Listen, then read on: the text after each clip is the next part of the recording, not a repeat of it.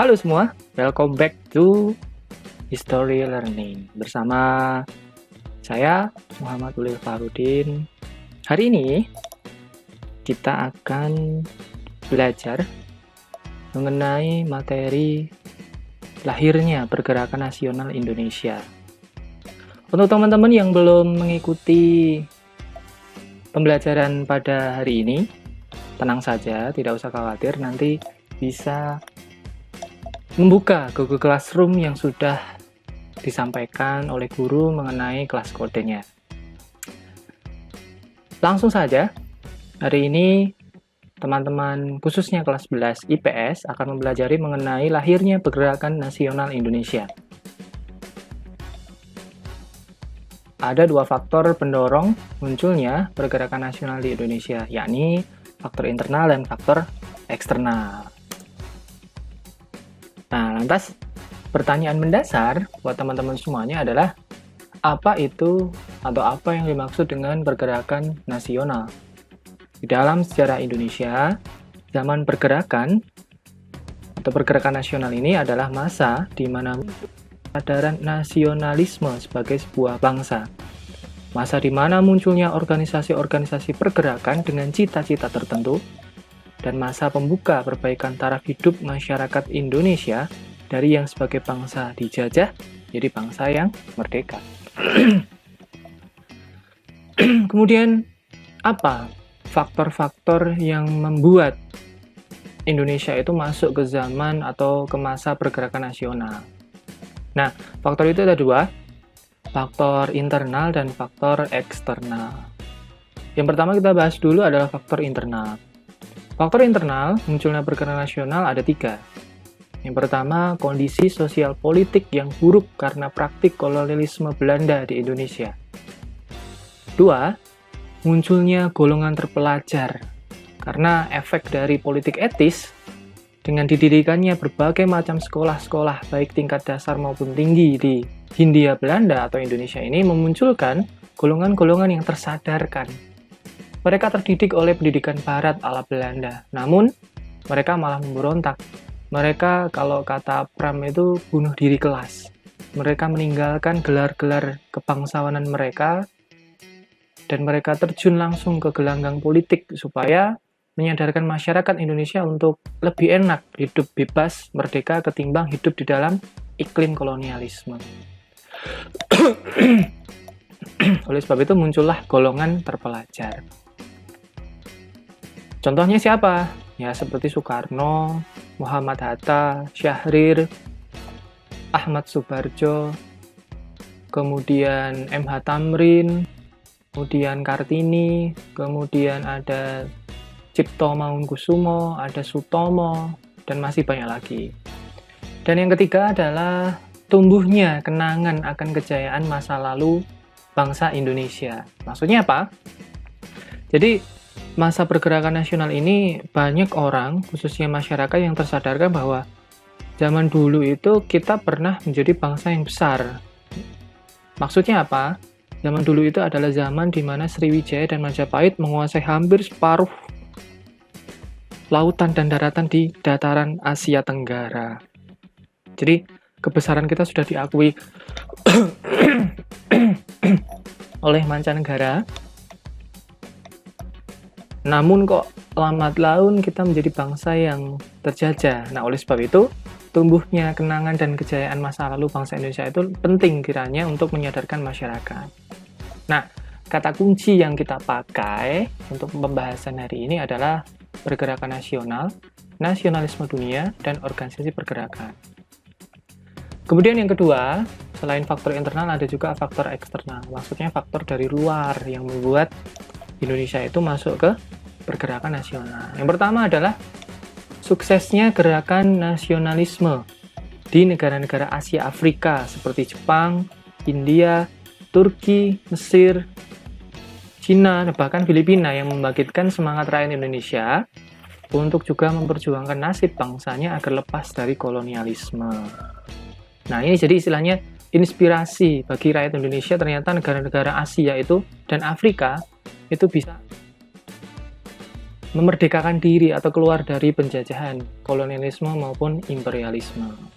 Yang kedua, kemenangan Jepang atas Rusia dalam Perang tahun 1905 yang membangkitkan semangat perjuangan bangsa-bangsa Asia dan membuktikan bangsa Asia itu bisa mandiri. Jadi ini istilahnya kemenangan pertama bangsa Asia yang diwakili oleh Jepang atas bangsa Eropa yang diwakili oleh Rusia. Jadi ternyata konsep atau pandangan bahwa bangsa Asia itu lebih minor, lebih inferior ketimbang bangsa Eropa yang superior itu ternyata terpatahkan oleh Jepang. Ya itu tadi, kemenangan Jepang atas Rusia. Hal ini yang membuat pemimpin-pemimpin bangsa Asia Afrika itu memandang bahwa Asia juga bisa mandiri, Asia juga bisa melebihi orang-orang Eropa. Nah, jadi inspirasi lagi. Yang ketiga, masuk dan berkembangnya paham baru dari Eropa maupun Amerika seperti liberalisme atau paham kebebasan ya, demokrasi, dan nasionalisme. Nah, ketiga paham ini membangkitkan motivasi golongan terpelajar untuk berjuang merebut kemerdekaan dari penjajahan. Maksudnya karena golongan terpelajar ini karena dia golongan terdidik, dia penuh dengan kepalanya itu mahkotanya itu adalah buku, ilmu pengetahuan. Jadi mereka seolah-olah seperti golongan yang tersadarkan untuk bilang, ya sudah, saatnya kita harus bisa mandiri dan merdeka.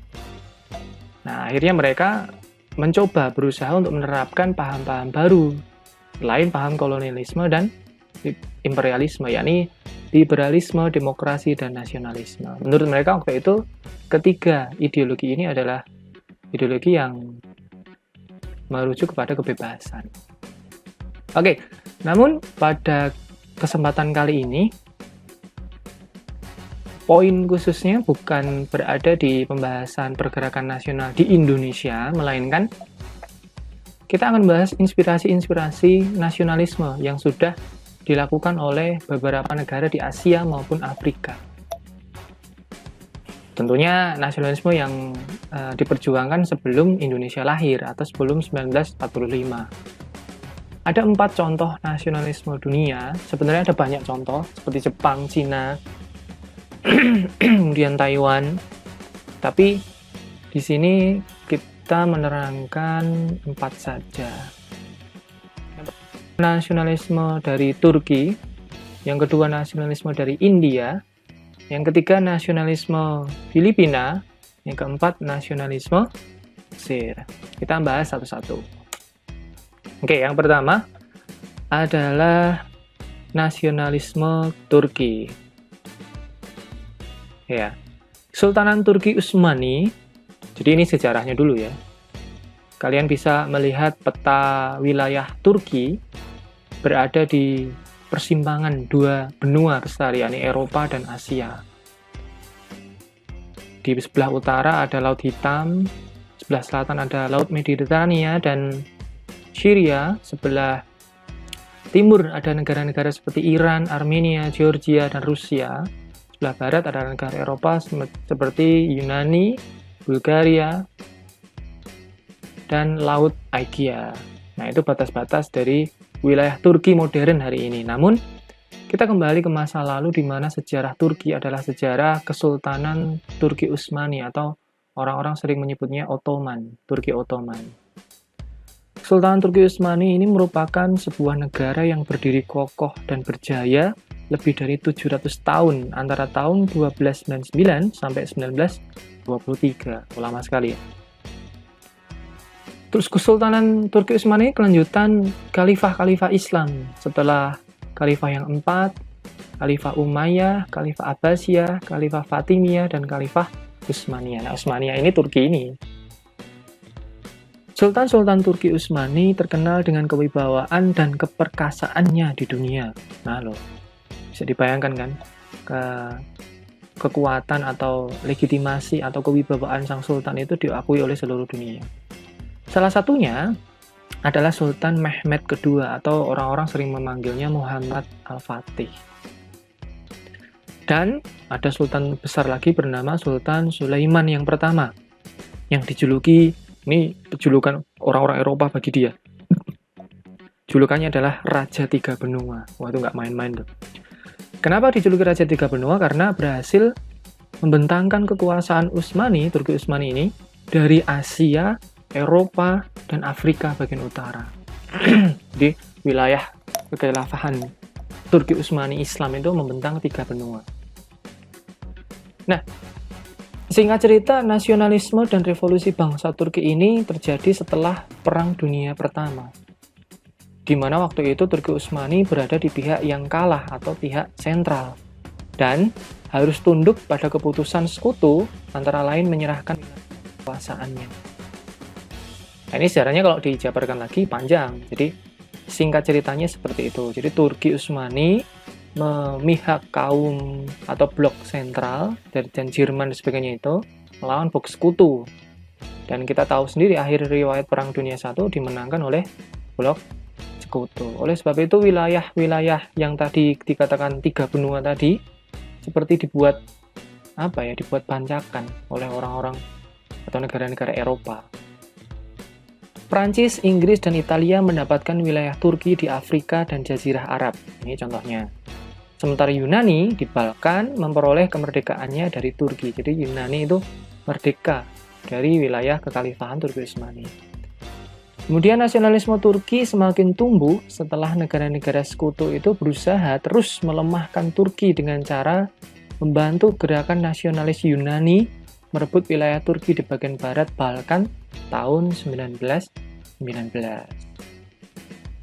Nah, akhirnya Turki Utsmani ini pada abad ke-19 terus mengalami kemunduran sampai akhirnya mendapatkan, ini lagi-lagi orang Eropa yang menjuluki, the sick man from Europe. Artinya adalah orang yang sakit.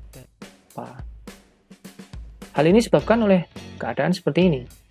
Pertama, tidak ada lagi sultan-sultan yang kuat dan besar. Yang kedua, intrik-intrik dalam istana semakin merajalela. Yang ketiga, tentara Janisari itu tentara elit miliknya Utsmani, yang terkenal telah merosot martabatnya, yang awalnya menjadi pengawal malah menjadi pengacau kerajaan daripada membela kerajaannya. Yang keempat, pemerintahan yang lemah dan kacau mengakibatkan adanya krisis Gezak. Apa ini krisis Gezak? Ini krisis di mana negara-negara bagian yang awalnya masuk ke wilayah Turki Utsmani itu berani mengadakan pemberontakan untuk melepaskan diri dari wilayah Turki. Ini namanya krisis Gezak atau krisis politik lah katakanlah. Yang kelima, revolusi Perancis. Ternyata revolusi Perancis ini mengilhami negara-negara bagian untuk merdeka. Ya, seperti Syria, seperti Yunani, itu terinspirasi dari revolusi Perancis untuk merdeka dari wilayah Turki Utsmani. Oke, kita lanjut. Adapun sebab-sebab timbulnya nasionalisme Turki ini. Nah, ini penting. Ini bisa dikatakan latar belakang munculnya nasionalisme Turki. Yang pertama, kekuasaan Turki Utsmani yang semakin merosot. Dua, adanya pengaruh dari revolusi Perancis. Yang ketiga, timbulnya kaum-kaum terpelajar yang berbahasa modern. Yang keempat, kegiatan bangsa barat yang semakin gencar untuk merebut atau mengambil wilayah-wilayah Turki Utsmani. Kelima, kekalahan Turki Utsmani pada Perang Dunia Pertama. Nah, dalam situasi itu, akhirnya mendorong timbulnya semangat nasionalisme, terutama di kalangan tokoh-tokoh muda yang mengadakan pembaharuan di segala bidang. Ya, memang segala revolusi dimulai dari anak muda. Tokohnya antara lain dari nasionalisme Turki ini adalah Al-Pasha, Midat Pasha, Rashid Pasha, dan Ali Pasha. Memang ciri-ciri orang-orang Turki, nama orang-orang zaman dulu ya, kebanyakan memakai nama Pasha. Pada tahun 1906, di bawah pimpinan Kemal Pasha, berdirilah Perkumpulan Tanah Air dan Kemerdekaan yang pada tahun 1908 tumbuh menjadi sebuah gerakan masif diikuti oleh hampir ribuan orang-orang muda yang dinamakan Gerakan Turki Muda. Nah, ini organisasi yang penting sekali dalam sejarah nasionalisme Turki. Nah, di sini juga dijelaskan tujuan Turki Muda waktu itu. Gerakan nasionalis di Turki ini dipelopori oleh organisasi Turki Muda yang digerakkan oleh orang-orang Turki progresif dan terpelajar. Pemimpinnya setelah berdiri, pemimpinnya bernama Kemal Pasha, tapi lengkapnya namanya Mustafa Kemal Pasha. Tujuannya yang pertama adalah menyelamatkan bangsa Turki dari keruntuhan total dengan mengadakan reorganisasi secara modern. Jadi pemerintahannya diperbarui, konsep-konsep dasar diperbarui, ide-ide dalam menjalankan pemerintahan diperbarui, itu namanya reorganisasi. Yang kedua, menanamkan dan mengembangkan paham nasionalisme di Turki. Jadi waktu itu paham nasionalisme sebagai paham yang diajukan untuk memerdekakan Turki. Jadi bukan paham Islam, melainkan kalau kita menjadi bangsa Turki, ya kita harus menjadi negara Turki, bukan negara Islam. 3, membulatkan tekad kebangsaan sebagai orang Turki. Nah, ini kaitannya dengan nomor 2 tadi. 4, memproklamirkan Republik Turki tanggal 28 Oktober 1923 dengan Mustafa Kemal Pasha sebagai presiden pertama Turki. Nah, kaitannya dengan nomor 4 ini, saya akan menjelaskan sedikit mengenai sejarahnya. Nah, pasca Perang Dunia Pertama berakhir, dengan kekalahan di pihak blok sentral atau Turki Utsmani ini, muncul perjanjian namanya Perjanjian Sevres tanggal 20 Agustus 1920 antara Sekutu dan Turki. Namun, pemimpin Turki muda nggak mau menyerah tuh begitu saja ketika ada Perjanjian Sevres. Tampillah yang orang-orang barat menjulukinya The Strong Man, atau kita kenal sebagai Mustafa Kemal Pasha. Dialah orang yang menentang Sekutu dan tidak mau mengakui Perjanjian Sevres ini yang dibuat oleh bangsa Sekutu dan Sultan Turki.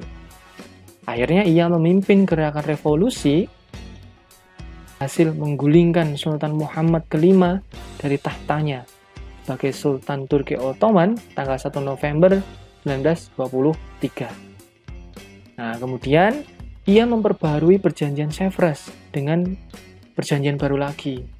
Nah, nama perjanjian ini adalah Perjanjian Lausanne. Isinya tidak begitu merugikan Turki. Nah, poinnya di situ. Isinya istilahnya win-win solution, sama-sama enak. Tepat pada tanggal 29 Oktober 1923, secara resmi diumumkan proklamasi kemerdekaan Turki. Sejak itu, kerajaan Turki Utsmani yang ortodok atau feodal dihapuskan dan diganti dengan Republik Turki yang modern, dengan Mustafa Kemal Pasha sebagai presiden pertama Turki. Mustafa Kemal Pasha ini orang-orang Turki dijuluki sebagai Mustafa Kemal Atatürk. Atatürk itu berarti pemimpin atau bapak bangsa Turki. Dari yang awalnya Istanbul menjadi ibu kota Khalifah Turki Utsmani, dipindahkan oleh Mustafa Kemal Pasha atau Atatürk ini ke kota Ankara. Nah, Ankara ini sebelah timur Istanbul. Jadi di wilayah Asia Minor atau Asia Daratan, bukan wilayah Eropa lagi. Ankara dijadikan sebagai ibu kotanya. Kemudian İsmet Pasha atau İsmet İnönü itu menjadi perdana menterinya. Nah, disinilah baru Mustafa Kemal Atatürk mengubah atau melakukan pembaharuan total terhadap kehidupan masyarakat Turki pasca kemerdekaannya. Nah, hal ini menjadi inspirasi khusus bagi orang-orang pergerakan yang ada di Indonesia. Coba di buku panduan maupun LKS kalian bisa dicek di halaman 23. Nah, kemudian digarisbawahi, dicocokkan apabila penjelasan-penjelasan tadi menurut kalian belum begitu paham, jadi bisa dicocokkan di LKS masing-masing dan digaris bawahi.